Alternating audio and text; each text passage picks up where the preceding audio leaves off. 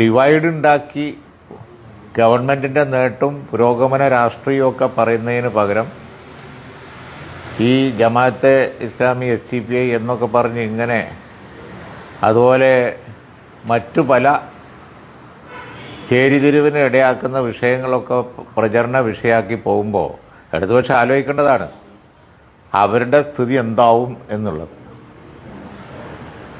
ചോർച്ച സംഭവിക്കുന്നത് അവരുടെ വോട്ടിനാണ്.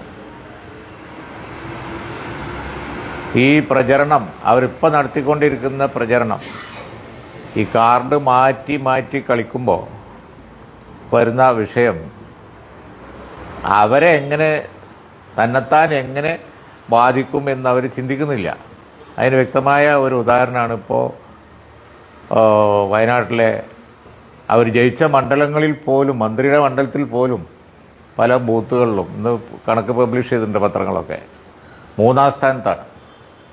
പാലക്കാട് പല മണ്ഡലങ്ങളിലും പല ബൂത്തുകളിലും 3-ാം സ്ഥാനം, വയനാട്ടിൽ പല ബൂത്തുകളിലും 1-2 അല്ല 100 കണക്കിന് ബൂത്തുകളിലാണ് 3-ാം സ്ഥാനം. BJPക്ക് പിറകിലാണ്.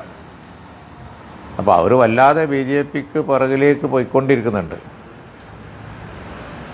അപ്പോൾ ഈ പ്രചരണം ഇങ്ങനെ ഈ ജമാഅത്തെ ഇസ്ലാമി SDPI എന്നൊക്കെ പറഞ്ഞ് അവർ ഇപ്പോൾ കളിക്കുന്ന ഈ കാർഡ് കളി തന്നെത്താൻ ബാധിക്കുന്നത് അവർ മനസ്സിലാക്കുന്നില്ല. അവരുടെ കാലിൻ്റെ അടിയിൽ നിന്നാണ് മണ്ണ് ചോർന്നുകൊണ്ടിരിക്കുന്നത് എന്ന് അവർ ശ്രദ്ധിക്കുന്നില്ല എന്നാണ് ഞാൻ പറയുന്നത്. പിന്നെ UDFന് സ്വാഭാവികമായി ഉണ്ടാകുന്ന വമ്പിച്ച വിജയത്തിലൊക്കെ ലീഗിൻ്റെ പങ്ക്,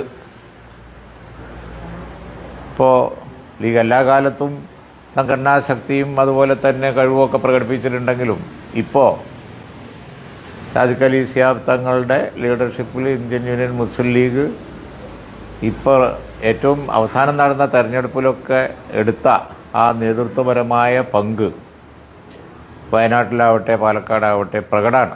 അത് അവരെ അലോസരപ്പെടുത്തുന്നുണ്ടാവും.